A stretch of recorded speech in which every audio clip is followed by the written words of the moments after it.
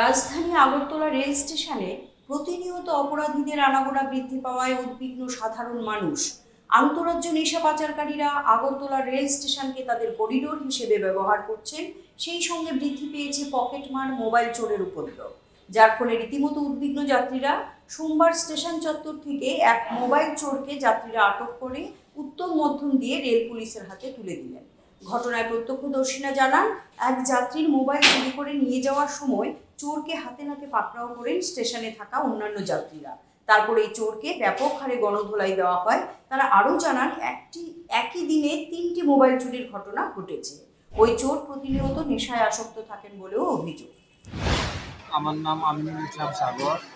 আজকে আমি সকালে আগরতলা ছিলাম, আর এখন বাড়িতে যাচ্ছি। বাড়িতে যাওয়ার সময় এখানে একটা চোর মোবাইল, 4-5টা মোবাইল নিয়ে, একটা চেইন নিয়ে পালাতে ছিল।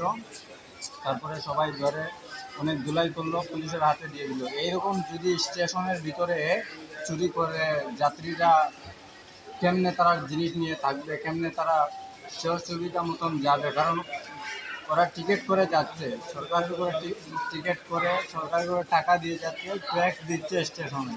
তারপরে যদি এরকম প্রবলেম হয় তাহলে কেমনে হবে? এটা পুলিশ শাসক ভালো করে যাতে এটা তদন্ত করে স্টেশনে এরকম যাতে আর কোনো ধরনের চুরি কিচ্ছু হয় না, এটাই আমি চাই। Siri TV, channel for news and entertainment.